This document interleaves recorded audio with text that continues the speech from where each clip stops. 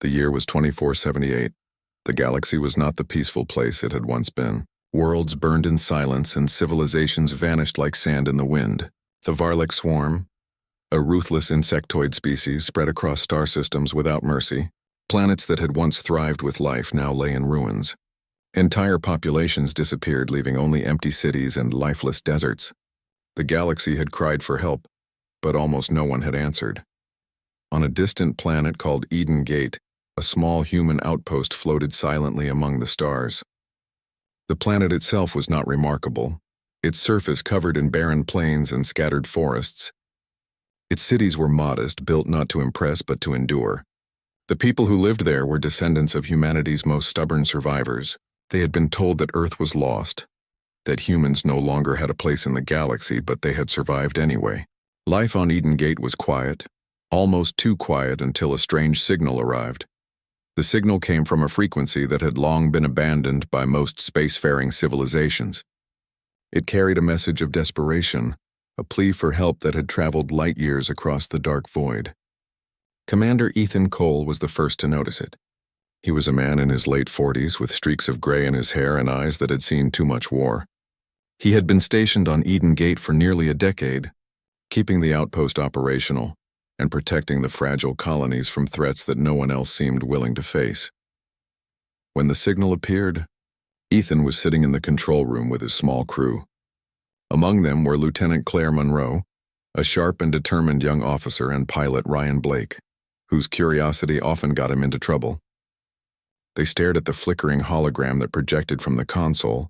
The image was of an alien elder, tall and thin, with green-scaled skin and eyes that glowed faintly in the dim light. Its voice carried across the stars was calm but full of fear. "We are the last survivors of our homeworld. The Varlic swarm has destroyed everything. We have sent messages to every known civilization. If there is anyone who can hear us, please help us." The room fell silent. Ethan leaned forward, studying the figure as it trembled slightly. He had seen many battles, many tragedies, but something in this message touched a part of him he thought he had buried long ago. "Get me a secure channel," he said finally, his voice steady. "Tell them. Humanity is listening." Ryan glanced at Claire. "Humanity is listening? Commander, do you think anyone still remembers us?" Claire shrugged. "Does it matter? Someone is asking for help. That alone is reason enough."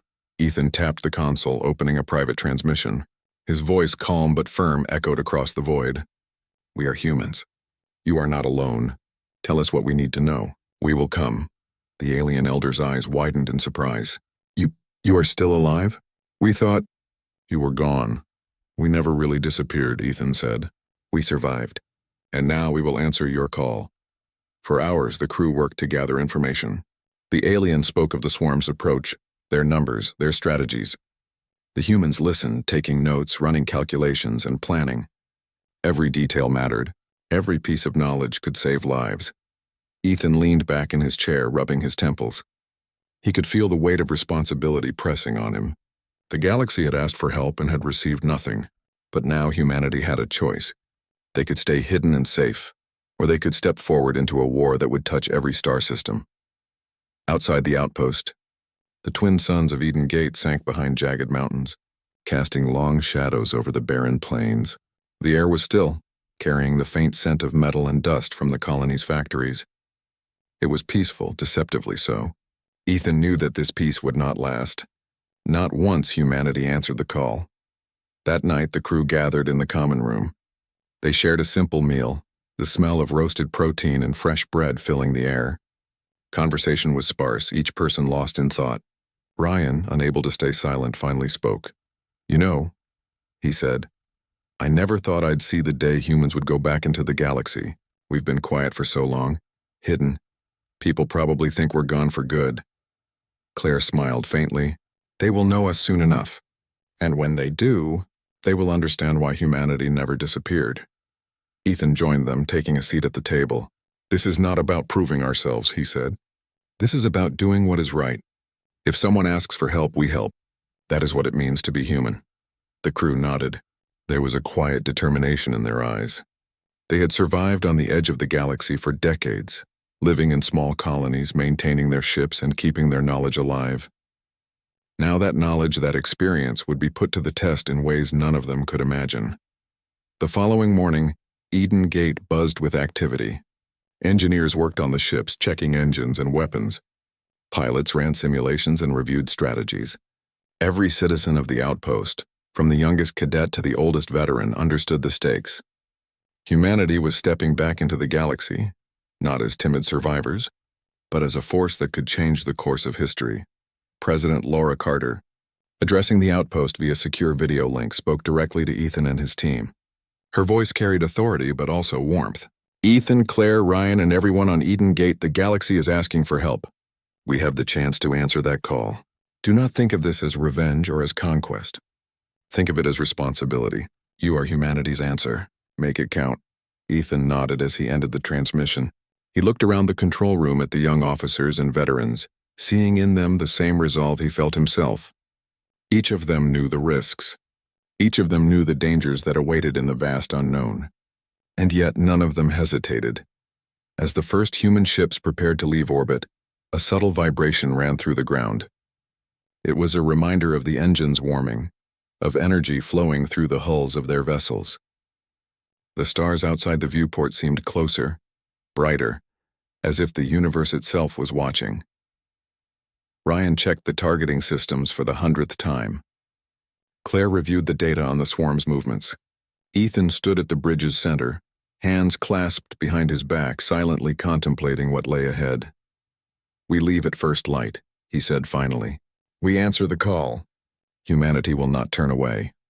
That night, as the suns disappeared beyond the horizon, the citizens of Eden Gate gazed at the stars. Children stared wide-eyed, imagining the worlds their people might visit. Engineers and soldiers alike felt the thrill of purpose stirring within them. The galaxy had called, and humanity was ready to respond. Ethan walked alone to the observation deck, looking at the dark void sprinkled with countless stars.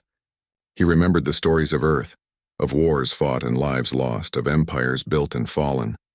Humanity had been through so much, yet they had survived. And now, against impossible odds, they were stepping forward once more. He felt a quiet hope rising inside him.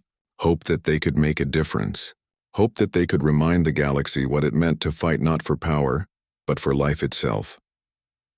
In the darkness of space, a small human fleet gathered. Ships of various sizes, some built for speed, others for strength, all crewed by humans who had faced hardship and emerged stronger. They were ready.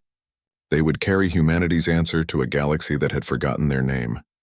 And as the first light of dawn broke across Eden Gate, painting the mountains and plains in gold and crimson, the fleet prepared for the journey ahead. It would not be easy. They would face horrors that few could imagine, but humanity had survived every test before, and they would survive this one too. The plea from the galaxy had been sent. And for the first time in centuries, someone had answered. Ethan turned from the viewport, his mind set on the path ahead. Prepare the fleet, he ordered. We leave for the Helion system. Humanity will be the answer they need. The crew responded without hesitation. Engines roared to life. Lights flickered across the command deck, and the small fleet of human ships began to move as one. Every soul aboard knew that the road ahead would be dangerous. Every heart aboard beat with the knowledge that this was a defining moment, not just for humanity but for the galaxy itself, and so humanity stepped out of the shadows and into the stars, ready to face the darkness, ready to fight, ready to answer a call that no one else would. They were humans. They had survived death worlds. They had endured the impossible, and now the galaxy would see what it truly meant when humanity answered the call. The human fleet moved steadily through the blackness of space. The stars shone like distant fires, but the silence around them was deep and heavy. Every ship hummed with life, engines glowing softly as they traveled toward the Helion system. Ethan Cole stood on the bridge of the flagship, watching the stars shift outside the viewport. He had spent years in space, but the feeling of leaving a quiet home behind to answer a distant call was something he had not felt before. Beside him, Claire Monroe adjusted the controls for the ship's communication systems. Her brow was furrowed, a sign of her concentration. Commander, I've been scanning the path ahead, she said. No known threats yet, but we're entering uncharted space. Sensors aren't picking up much. Could be empty. Could be dangerous. Ethan nodded slowly. We'll take every precaution. Keep the fleet in formation. Any sign of danger, we respond immediately. Ryan Blake leaned over a console, checking the weapons systems for the 100th time. You think they'll even believe we're coming to help? After all these years, he asked. They will, Ethan said quietly. They will see that humanity never truly disappeared, that we answer when someone calls for help. The fleet passed through a cloud of asteroid fragments, rocks of different sizes floating silently in space. Engineers monitored every ship, making sure no collisions happened. Children on the lower decks watched the asteroids from observation windows, pressing their small hands against the glass. Their eyes were wide, filled with wonder and fear. Some of them had never left Eden Gate before. This journey would be the first time they saw the galaxy beyond their home. Meanwhile, on the bridge, Ethan studied the reports coming in. The alien civilization that had sent the Plea was far older than humanity, with a complex history and technology that rivaled Earth's past empires, yet they were almost gone. Their homeworld had been shattered, cities flattened, and millions lost to the swarm. The humans were heading into a desperate situation, but for Ethan and his crew, it was the kind of challenge they had been trained for. Hours turned into days as the fleet continued. The crews adjusted to the long hours, taking shifts and resting whenever possible. Meals were simple but nourishing, and the scent of cooking food sometimes drifted down corridors, offering comfort in the endless emptiness of space. Crew members shared stories, told jokes, and tried to ease the tension that hung like a shadow over the fleet. One evening, as the ships traveled silently, Claire approached Ethan. She had her hands behind her back and a thoughtful expression on her face. "Commander, I've been thinking," she said. "What if the swarm has changed since the last reports? What if they're stronger now?" Ethan looked at her, calm but serious. "We cannot know for sure. That is the nature of war. But we cannot hesitate. People are depending on us. The alien sent a message asking for help. That alone is enough reason to go forward. We do not fight for glory. We fight because it is right." Ryan, who had been listening nearby, added, "It's not just about fighting. It's about showing them humans are more than legends. We're real. We can make a difference." Ethan nodded. "Exactly, and we will. We will make a difference." As the fleet neared the Helion system, sensors detected unusual activity. Small ships, fast and nimble, moved at the edge of detection. Ethan ordered the fleet to tighten formation. "Prepare for anything," he said. "We do not know what awaits us." Hours later, a signal arrived. It was weak, but clear enough to identify. It was a distress beacon from a civilian vessel, barely holding together. The crew had been stranded, hiding from the swarm. Ethan ordered the fleet to change course and move to rescue them. When the human ships arrived, the alien crew stared in disbelief. They had expected no one, had prepared for the end. Now they saw humans descending from the stars, their ships shining and strong. Commander Ethan Cole led the operation personally, overseeing the rescue. Every life saved was a reminder that humanity had come to answer a call that no one else had. The aliens were cautious, still unsure if the humans were friend or threat. Ethan approached them slowly, speaking in their language using a translator. "We are here to help," he said. "No one should face this alone. Humanity answers when others cannot."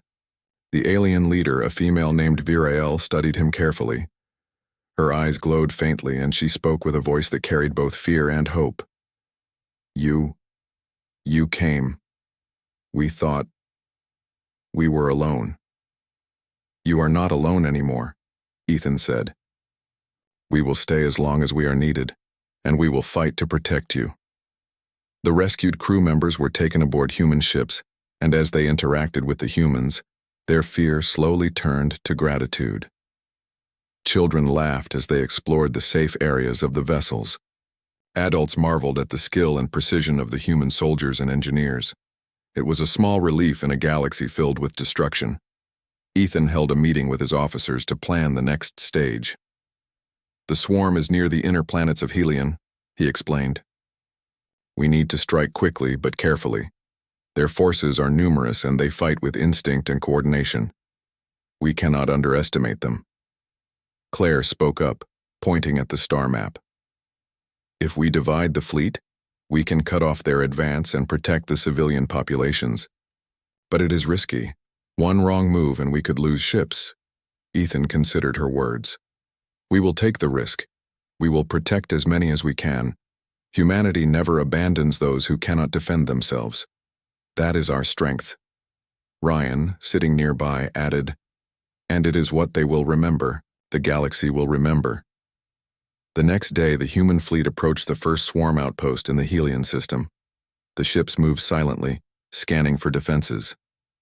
The alien outpost was a mass of dark towers and spires, buzzing with activity. Swarm ships patrolled the surrounding space, their movements fast and unpredictable. Ethan ordered the fleet into attack formation. We strike with precision, we hit fast and move faster. We do not stop until the swarm's presence is broken here. The first shots were fired and the battle began. Human ships moved like a single organism, coordinating attacks and defenses with experience and skill. The swarm responded with aggression, but they were not prepared for the tactics the humans employed. Railguns, missiles, and rapid maneuvers tore through the enemy lines. From the bridge of the flagship, Ethan watched the battle unfold.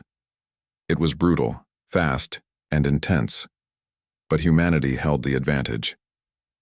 Every human crew member was focused, determined to protect those who could not protect themselves. Amid the chaos, Ethan received a message from Virael. Your help, it is more than we hoped for. We feared death, but now we have hope. Ethan replied simply, you asked for help. We came. That is all. Hours later, the swarm retreated, their ships falling back to regroup. The human fleet had held the line, and the civilians were safe for now. The aliens looked on in awe, unable to believe that a small group of humans had changed the outcome of an entire battle. Ethan turned to Claire and Ryan. This is only the beginning. We have shown what humanity can do, but there is more work ahead. The swarm is still out there. They will return, and we must be ready. Claire nodded, her eyes steady. We will be ready, Commander. Humanity never gives up. Ryan smiled, leaning on the console, and they never will forget this. They will remember that we answered when no one else did. As the fleet regrouped and repaired after the battle, Ethan walked through the corridors of the flagship. Soldiers, engineers, and rescued aliens moved about, tending to their duties. There was a quiet pride in the air. Humanity had taken its first real step back into the galaxy, and the galaxy had noticed. At night, on the observation deck, Ethan looked at the stars.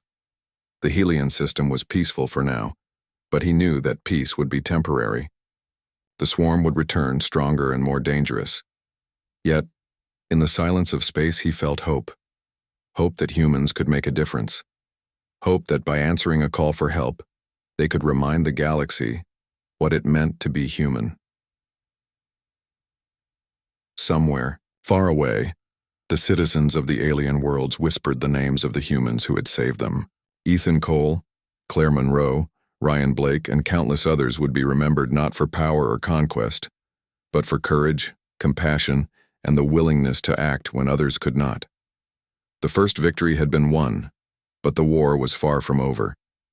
Still, humanity had proven that it had returned, not as conquerors, not as rulers, but as saviors who would answer the call no matter the danger. And as the human fleet prepared for the next battle, the stars themselves seemed to shine a little, brighter, as if acknowledging the courage of a species that had survived impossible odds and now chose to step forward once again. Ethan closed his eyes for a moment and whispered, "We are humans. We answer." The words echoed through the fleet, through the hearts of every soldier and crew member. Humanity had answered the plea, and the galaxy would never forget.